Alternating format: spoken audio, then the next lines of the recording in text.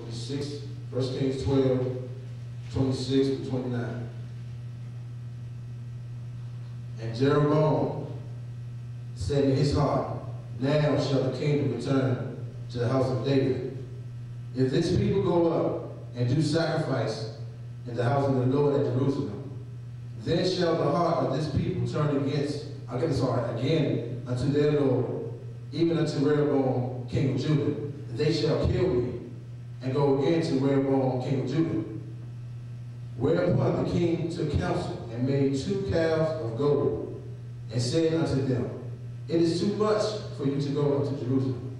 Behold, thy gods, O Israel, which brought thee out of the land of Egypt.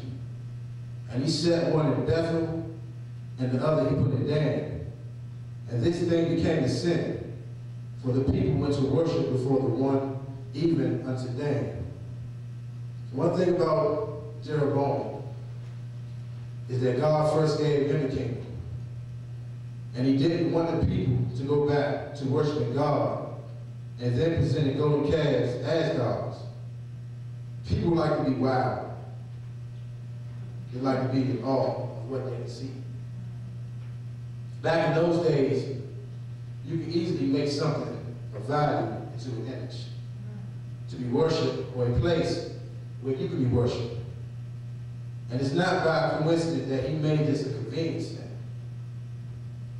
for the people to worship rather than going to a place of pure worship. Are some of these things going on today? You know, God can give us the desires of our heart, but in light of the season, not God, but the work of the Santa Claus. Everybody will be rotten until December. And they think Santa Claus come to town. Churches, they look expensive. Oh, God is expecting how we look.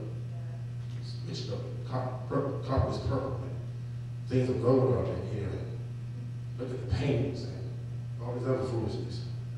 I'm not judging nobody, but it's what you see. Amen?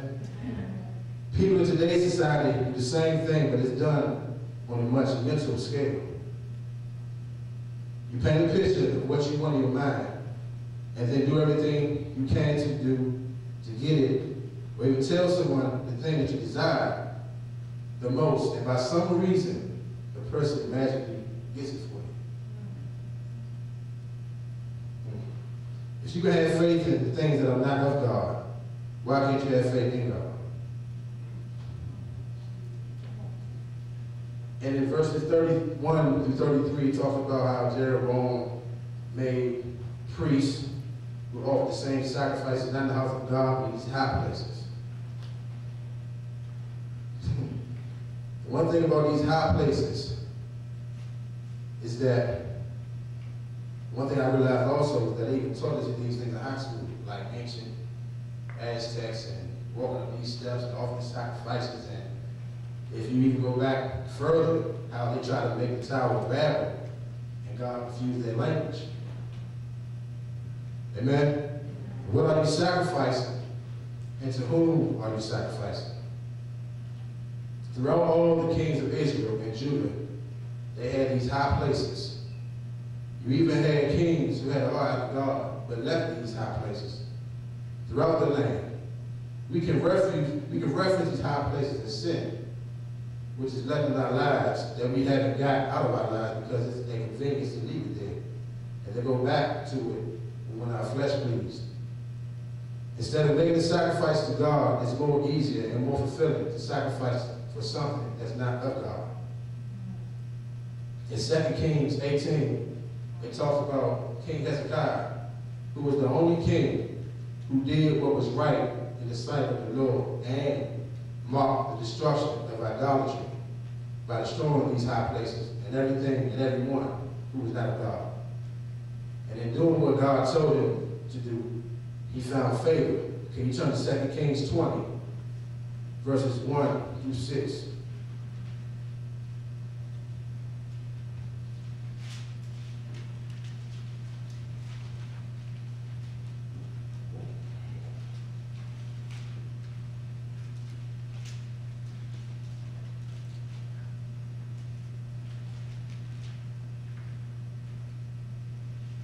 it reads, in those days was Hezekiah sick unto death, and the prophet Isaiah, the son of Amos, came to him and said unto him, thus saith the Lord, set thine house in order, for thou shalt die and not live. Then he turned his face to the wall and prayed unto the Lord, saying, I beseech thee, O Lord, remember now how I have walked before thee in truth and with a perfect heart, and had done what was right, which was good in thy sight. And Hezekiah wept sore. And it came to pass, before Isaiah was gone out to the middle court, that the word of the Lord came to him, saying, turn again and tell Hezekiah, the captain of my people, thus saith the Lord, the God of David thy father, I have heard thy prayer, I have seen thy tears. Behold, I will heal thee. On the third day thou shalt go up unto the house of the Lord. And I will add unto thy days 15 years. And I will deliver thee and this city out of the hand of the king of Assyria. And I will defend this city for mine own sake and for my servant David's sake. One thing that we can learn from this is that when we do exactly what God tells us to do, and when sickness or death comes upon us, can God remember that, what you did for him, for you need to ask him something for healing? Not just do whatever you want to do, then ask, God, can you help me? Can you make this thing right? It's like you building your credit. Then God said, okay, I see my servant did what I told him to do. Therefore, I'm going to give what he wants. Then, and upon what he asked me to do. Amen? Amen. Romans 12:1-2 says, I beseech you therefore, brethren, by the mercies of God, that you present your bodies a living sacrifice, holy, acceptable unto God, which is your reasonable service. And not be conformed to this world, but be ye transformed by the renewing of your mind, that ye may prove what is good and acceptable and perfect will of God. Last lesson of the morning here, Prophet Lana said about will. Forgetting about what you did, forgetting about what you want, really, and then placing your will in God's will. Amen? It is very important that we ask God to help us destroy whatever sin is left, those high places in our lives that will put us back into bondage and lead us to captivity. And the final question for us all is, what must be sacrificed and destroyed for God to extend our lives? Amen? Amen. God bless you.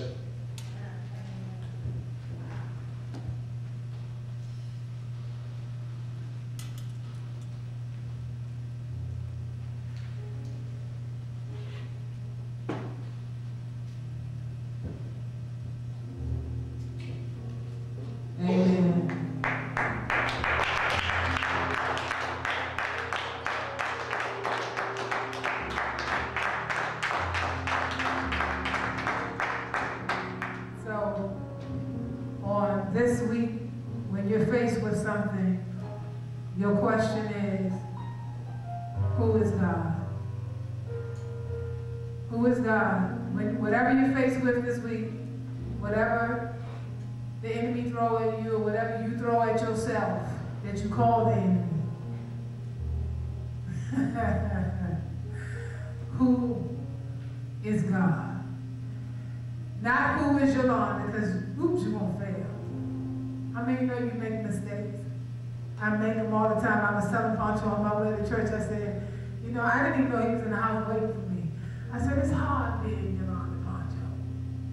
It's hard being a prophet. It really is. It's hard.